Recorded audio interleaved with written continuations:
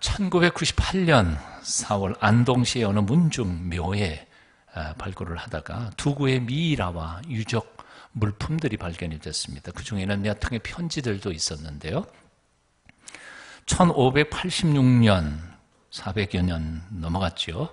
6월 1일 날 31살의 나이로 세상을 떠난 사랑하는 남편을 그리면서 죽음 앞에 애절하게 쓴 아내의 편지도 거기에 동복이 되어 있었고요. 그 다음에 동생을 보내면서 쓰라린 가슴으로 형님이 쓴 조사도 그 속에서 발견을 됐습니다. 조사 중에 일부를 제가 한번 읽어드리려고 합니다. 울면서 아우를 보낸다. 아우와 함께 어버이를 모신 지가 이제 31년이 되었네. 갑자기 세상을 떠나다니 어찌 이렇게 급하단 말인가. 땅을 친들 그저 망망하기만 하고 하늘에 호송한들 대답이 없구나. 외로이 나만 내버려 두고 죽었어. 이젠 네와 더불어 함께 할런지. 하지만 자네가 남기고 간 어린 자식 나라도 살아있으니 그래도 보살필 수 있구려. 쭉 한참 길게 나가다가 맨 끝에 결론 부분을 이렇게 적습니다. 형이 정신없이 곡하며 쓴다. 형이 정신없이 곡하며 쓴다. 400년 전에 우리의 조상님들의 형제간의 우애는 참 이토록 뜨거웠고 특별했다는 생각을 해봅니다. 죽은 동생 생각하면서 남긴 조카 보살피는 게 자신의 의무나 짐이라고 생각하지 않았습니다. 그래도 나는 남아있으니 조카 보살필 수 있어서 내 기쁨이 된다. 그런 고백을 한 거죠. 시편 133편 1절은 이렇게 노래합니다. 형제가 연합하여 동거함이 어찌 그리 선하고 아름다운 거. 어찌 그리 선하고 아름다운 거. 인생의 행복이 어디에 있습니까? 형제간에 서로 사랑하며 섬기며 그렇게 함께 더불어 살아가는 삶에 행복이 있다는 것이지. 억만금을 쌓아놓고 서로 아웅다웅 하면서 싸우면 거기에 무슨 행복이 있겠습니까? 돈에 있는 게 아니라는 거예요. 권력에 있는 게 아니에요. 명예, 인기에 있는 게 아니라는 거죠. 그래서 가난해도 형제지간에 서로 위하면서 함께 더불어 살아가는 거기에 행복이 있다는 겁니다. 한번 따라해 보실래요? 행복은 형제자매가 함께 어울려 잘 사는 데 있다. 동의하시죠? 사도 베드로는 그래서 이렇게 적어가고 있습니다. 그러므로 너희가 더욱 힘써 너희 믿음의 덕의 지식의 절제를, 절제의 인내를, 인내의 경건을, 그리고 마지막으로 두 개 더 중요한 것, 경건의 형제 우애를, 형제 우애 사랑을 더하라. 가장 중요한 것, 이 8가지 덕목 중에서 제일 중요한 것은 형제 우애와 사랑이다 하고 강조하고 있습니다. 우리들의 신앙은 그저 믿습니다. 그러면 끝. 아니에요. 우리는 하나님이 주신 이 믿음의 보배로운 이 믿음 위에다가 덕을 쌓아야 합니다. 지식을 쌓아야 합니다. 그리고 절제와 인내를 훈련해야 하고 경건 생활을 통하여 우리의 마음과 삶을 다져야 합니다. 그리고 난 후에는 형제와 함께 더불어 우애하면서 살아가는 법, 그리고 사랑하는 법을 배워야 하는 것이 바로 우리의 신앙의 노정이라는 것이죠. 자, 형제 우애란 뭘까요? 헬라어 단어로는 형제 우애를 이렇게 표현합니다. 필아델피아. 들은 것 같아요. feel이라는 말은 사랑한다는 뜻이죠. 헬라어로는. 형제라는 뜻은 아델포스라고 표현합니다. 필아델포스. 형제를 사랑한다는 것은 그래서 필라델피아입니다. 필라델피아. LA는 필라델피아라고 하는 용어, 그 도시 이름이 참 얼마나 아름다워요. 아마 우리 청소년부터 그 필라델피아를 지나갈 것 같아요. 이번에 여정에. 형제 우애, 형제의 필라델피아. 참 좋은. 하지만 이것이 얼마나 현실적으로 변질되기 쉬운 것인가를 우리는 경험 속에서 발견하게 됩니다. 형제애가 내적으로 변질되면 형제간에 시기질투하고 암투와 경쟁으로 서로 물고 먹다가 함께 망합니다. 그런가 하면 형제애가 외적으로 변질되면 자기 핏줄만 사랑하는 가족 이기주의, 혈통 이기주의, 나아가 지역 이기주의로 변질되어 버립니다. 이게 다 비극입니다. 아시는 것처럼 오래전에 모 대기업의 회장님이 세상을 떠난 후에 아들들이 재산 싸움 하느라고 얼마나 언론을 열한스럽게 했습니까? 그 중에 언론들은 이렇게 표현했지. 왕자들의 난, 황태자의 구테타, 별의별 이름으로 비아냥거렸었습니다. 형제 애가 내부적으로 변질돼 버리면 이렇게 부끄러운 모습이 나옵니다. 외부적으로 변질되면 또 어떻게 됩니까? 혈족 이기주의, 지역 이기주의, 영호남 지역의 갈등, 평안도, 함경도 지역의 갈등. 제가 예전에 알던 한 교회가 있었습니다. 그 교회는 평안도 분들하고 함경도 분들이 함께 그야말로 사이좋게 50% 살던 목사님이 당회를 하려면 미리 그 전날 양쪽의 거두를 만나서 조정을 하지 않으면 그 당회는 처리할 수가 없었습니다. 평안도에서 새로운 안건을 놓으면 함경도에서 절대로 반대했습니다. 함경도에서 새로운 안건을 놓으면 평안도에서 절대로 반대했습니다. 그 교회 1년에 2번씩 목사님 바뀌는 걸 제가 곁에서 봤습니다. 교회가 아닙니다. 향후회죠. 향후회. 호남 분들이 많이 다니는 교회는 영남 출신 목회자를 택하지 않는다고 합니다. 영남 쪽의 교회들은 호남 출신 목회자를 모시는 일 별로 없다고 합니다. 그렇지 않은 교회들도 물론 있습니다만 대개는 도대체 우리의 신앙이 무엇입니까? 예수 잘 믿는다는 것이 도대체 무엇을 의미합니까? 이런 이기주의 하나, 지역 이기주의 하나 극복하지 못하면서 우리가 어떻게 남북 통일을 할 수 있겠습니까? 도대체 성경에서 말하고 있는 형제애, 형제우애란 무엇을 의미하는 것입니까? 첫 번째, 신앙만으로 만나는 것을 의미합니다. 오직 신앙만으로. 혈통이 아니고 핏줄이 아니고 고향이 아니고 신분이 아니고 취미가 아니고 오직 믿음만으로 만나는 것. 본래 이스라엘은 하나 아버지의 야곱의 핏줄 안에서 태어난 사람들, 그래서 사실은 형제들의 나라였습니다. 야곱의 후손들이 12지파를 이루어 지파 공동체로 한 나라를 세운 것입니다. 그렇게 한 가족이 세워진 나라였음에도 불구하고 사사기를 주의 깊게 읽어보면 지파 간의 경쟁으로 싸우고 다투고 서로 죽이고 죽으면서 얼마나 피비린내 나는 전쟁을 했는지 모릅니다. 사사기를 주의 깊게 읽어보다가 보면 한 번은 아예 한 지파가 몰살해서 없어질 위기까지 당하게 된 것을 봅니다. 그러나 다윗 시대에 와서 그 모든 지파들이 하나로 통일되게 됩니다.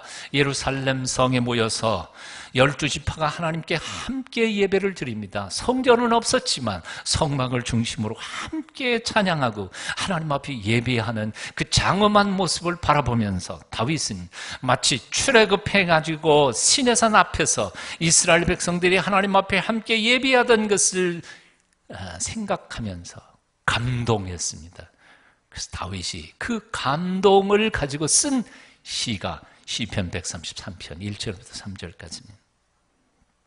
형제가 연합하여 동거하니 어찌 그리 선하고 아름다운고, 머리에 있는 보배로운 기름이 수염 곧 아론의 수염이 흘러서 그 옷깃까지 내림 같고 할몬에 있으리 시온의 산들의 내림 같도다. 거기서 여호와께서 복을 명하셨나니 곧 영생이로다. 아론이 누굽니까? 하나님의 축복을 백성들에게 선포하고 그리고 백성들이 죄를 짊어지고 하나님 앞에 나아가 중보하는 제사장이 아론입니다. 아론의 수염에서 흘러내리는 보배로운 기름이란 또 뭘까요? 하나님께서 제사장들을 통하여 당신의 백성들에게 내시는 축복의 상징이었습니다. 그러나 하나님의 축복과 은혜가 철철 넘치는 그 모습, 이것이야말로 진정한 이스라엘 공동체의 모습이었던 것입니다. 그러므로 이스라엘은 단순한 나라가 아니었습니다. 단지 핏줄이 같은 사람들이 모인 가족회의도 아니었습니다. 한 분 하나님을 모신 믿음의 공동체였습니다. 지금도 잘 아시는 분 아시겠습니다만 유대인들은요, 핏줄이 아닙니다. 로마서에서도 읽고 지금 현재로도 유대인 공동체를 보면 알지만 믿음의 공동체이지 핏줄하고는 상관없습니다. 아브라함의 믿음의 혈통을 인정하는 사람은 다 유대인이 될 수 있어요. 그래서 그들이 궁극적으로 소망하고 바라고 열망하는 것은 더 큰 나라가 아니었습니다. 더 잘 사는 나라가 아니었습니다. 그들이 바라는 것은 믿음의 나라에서 함께 더불어 살아가는 긍정적인 그리고 궁극적인 행복이었습니다. 하나님 안에서 받는 궁극적인 복, 그게 뭡니까? 영생인 겁니다. 영생. 더 큰 나라 만들려고 한 게 아니에요. 잘 사는 게 아니에요. 하나님의 축복을 받는 공동체를 만드는 것입니다. 그래서 3절에 거기서 여호와께서 복을 명하셨나니 곧 영생이로다 했습니다.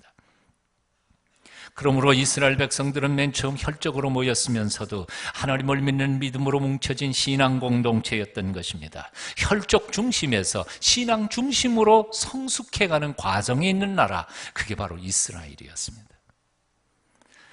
그래서 이스라엘 백성들이 하나님을 믿는 신앙을 중심으로 모일 때에는 12지파가 모두가 한 덩어리가 되었습니다. 서로 다른 점들은 신앙 안에서 다 소화시키며 하나님이 주신 약속과 율법 아래 서로 양보하고 섬겼습니다. 하지만 믿음이 흐려지고 신앙이 타락할 때 각 지파들은 핏줄을 따지고 조상을 따지고 서로 여지없이 서로 다투고 싸우고 나뉘고 분열되었었습니다.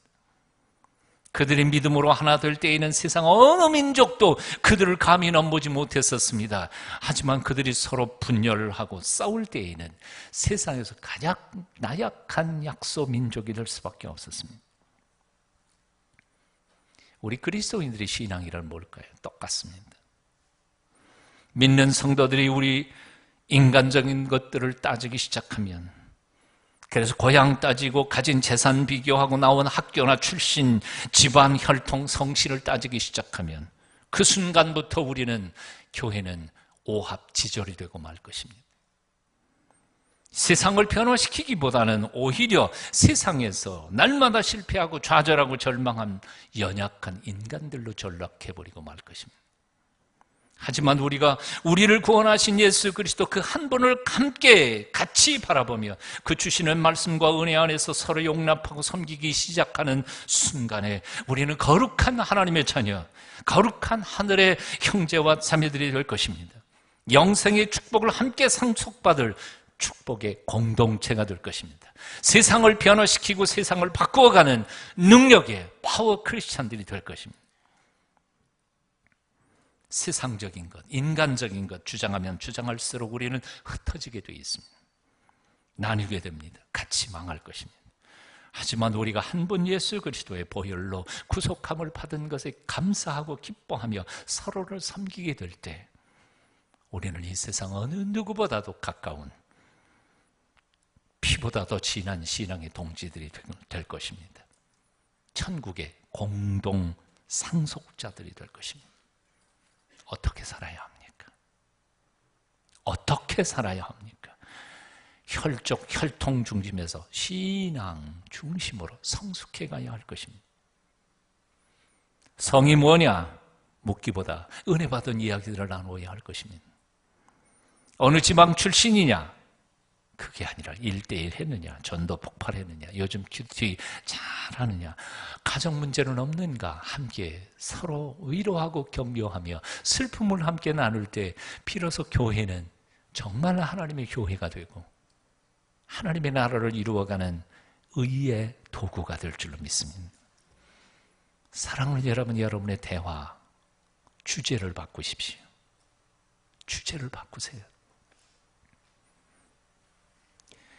그저 대화의 주제가 전부 다 홈쇼핑에서 뭐 샀는데 좋더라. 전도는 안 하고 상품 전도만 하고 있어요.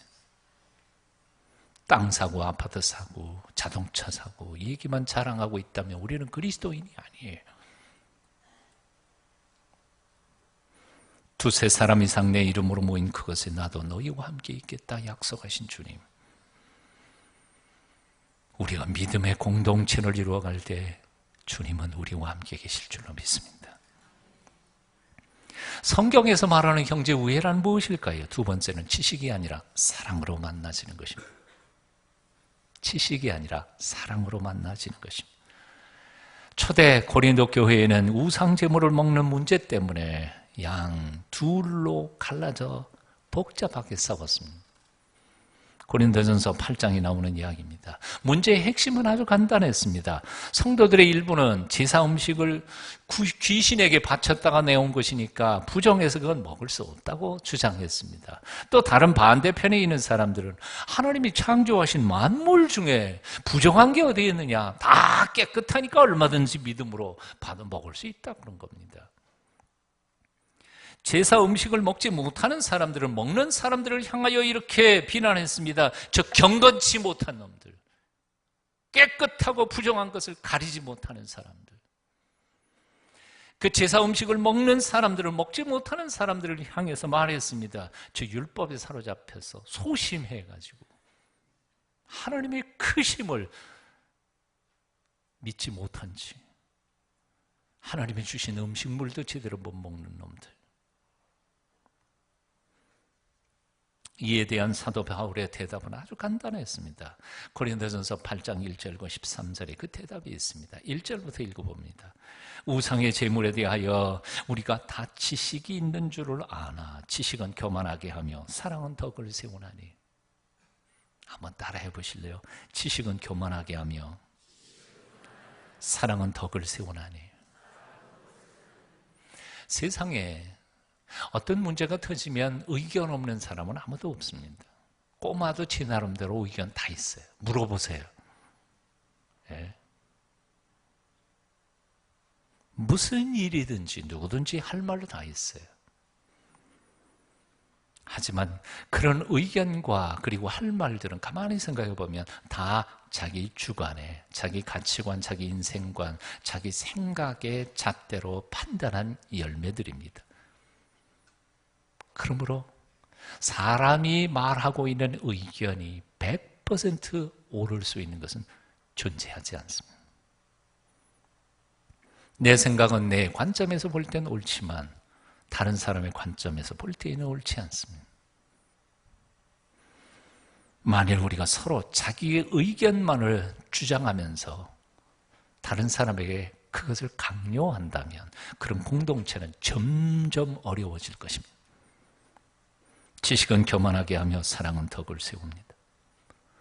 사도 바울은 그래서 이렇게 고백합니다. 13절입니다. 그러므로 만일 식물이 내 형제로 실족게 하거든, 식물, 먹는 음식이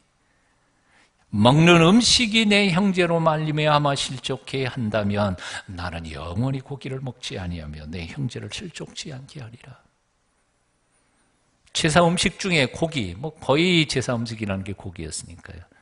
거기 나오는 고기를 말 먹는 것이 다른 사람, 믿음이 연약한 이들에게 상처가 된다면 차라리 나는 아예 고기 자체를 먹지 않겠다.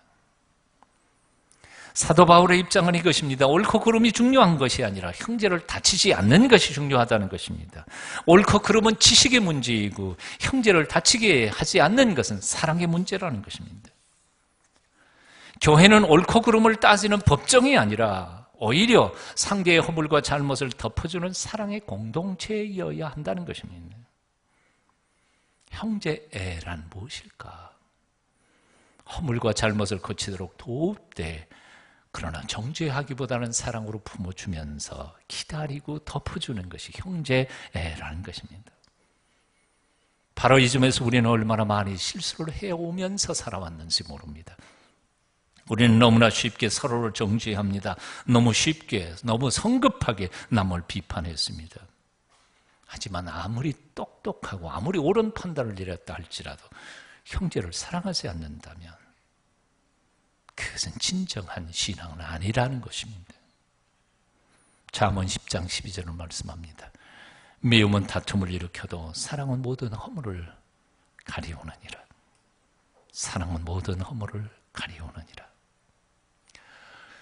영국의 궁벽한 벽지에서 53년 동안 목회를 했던 존 파우셋 목사님, 런던의 아주 전통적인 교회에서 그렇게 많이 초빙을 했는데에도 가지 않았던 그 목사님이 자기 한평생의 목회를 생각하면서 수필집을 한 권을 내는데 얼마나 진솔하게 자신의 믿음을 고백했던지 그 책을 읽은 영국 여왕이 감동을 했습니다. 그리고는 사람을 보냈습니다. 네, 그대가 청하는 일이라면 무엇이든지 다 들어주리라. 그대는 무엇을 원하는가?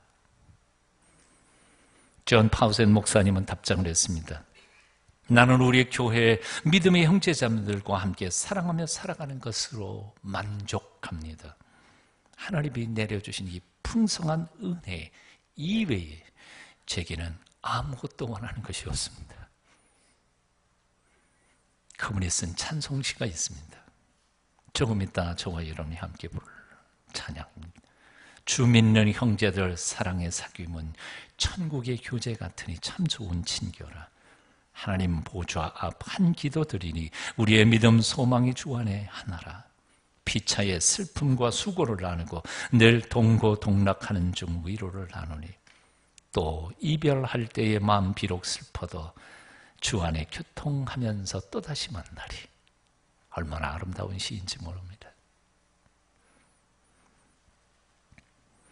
형제 후에 뭐예요? 예, 지식이 아니고 판단이 아니고 그냥 있는 그대로 받아 사랑하는 것입니다. 세 번째로 형제 후에 가장 아름다운 모습은 용서입니다. 용서하는 것입니다. 세상에 실수하지 않는 사람이 있을까요? 실수하지 않는 사람이 있을까요? 잘못을 범하지 않는 사람이 있을까요? 한 사람도 없습니다. 그래서 행복이란 어디서 나올까요? 용서하는 데 나옵니다. 행복한 부부는 누구일까요? 기꺼이 상대방을 용서하는 부부입니다. 행복한 가정은 어디일까요? 돈 많은 곳이 아니라 기꺼이 용서할 줄 알고 용서를 받을 줄 아는 가정입니다. 여러분의 부모님을 용서하십시오. 여러분의 자녀들을 용서하십시오. 남편을 용서하십시오. 아내를 용서하십시오. 가장 중요한 얘기, 서정원 목사를 용서해 주십시오. 저는 젊었던 청년 목회자 시절에 정말 내가 하는 것 절대로 옳다고 그렇게 해서 추진해왔지만 목회 한 30년 이상 하다가 보니까 본의 아니게 참 많은 사람들에게 상처를 주었다. 지난 20년 동안 제가 잘못한 거 많이 있어요. 용서해 주세요. 정말이에요. 용서할 줄 알고 용서받을 줄 아는 교회가 진정으로 하나님이 원하시는 신학의 공동체인 줄로 믿습니다. 요셉은 어린 나이에 형님들의 시기 질투 때문에 외국 땅으로 종으로 팔려갔습니다. 아시는 것처럼 청소년 시절의 종살이 그리고 청년 시절의 옥살이 하면서 그 황금 같은 시기를 죽으라고 고생을 했습니다. 자기에게 그런 시련과 고통을 준 형님들에게 받은 한 맺힌 인생이었습니다. 그들을 만났습니다. 복수하고 싶은 생각 왜 없었겠습니까? 하지만 조건 없이 용서합니다. 하나님의 섭리를 믿고 하나님의 은총 안에서 조건 없이 용서합니다. 창세기 50장에 보면 형님들만 용서한 게 아니라 그 조카들의 장래까지도 자기가 책임지겠다고 용서를 선포합니다. 우리는 창세기에서 요셉의 이야기를 참 많이 읽습니다. 그래서 요셉의 생애를 통하여 수많은 메시지를 듣습니다. 첫째는 비전의 사람 요셉. 그래서 꿈을 꾸어라. 인내의 사람 요셉. 참아라. 그러면 성공할 것이다. 임마누엘, 어떤 것에 있든지 하나님과 함께하면 형통한다. 하지만 이런 메시지를 다 들었다 할지라도 용서의 그리고 화해의 요셉을 만나지 못했다면 여러분들은 요셉을 잘못 읽은 겁니다. 요셉의 생애에 있어서 가장 중요한 것은 용서와 화해입니다. 우리는 요셉 속에서 십자가에 달려 죽어가시는 예수 그리스도의 모습을 발견합니다. 예수님은 죄에 빠진 우리의 죄를 대신 짊어지시고 거룩하신 하나님 아버지 앞에서 속죄제물로 죽어가신 화목의 대사이십니다. 우리는 그분의 제자입니다. 어떻게 살아야 합니까? 용서해야 합니다. 조선의 명재상 황희의 집에서 종들이 싸웠다고 합니다. 그들을 불러서 물었습니다. 한 종이 말했습니다. 영감마님, 선은 이렇고 후는 이렇습니다. 그러니 제가 옳지 않습니까? 황희정승이 대답했습니다. 그래, 듣고 보니 내 말이 옳구나. 그 옆에 듣고 있던 종이 화가 나서 아니요 마님 그런 게 아니고 이건 이렇고 저건 저러니까 그러니까 제가 옳은 것 아닙니까? 그랬더니 황희정승이 내 말을 들으니까 내 말도 옳구나.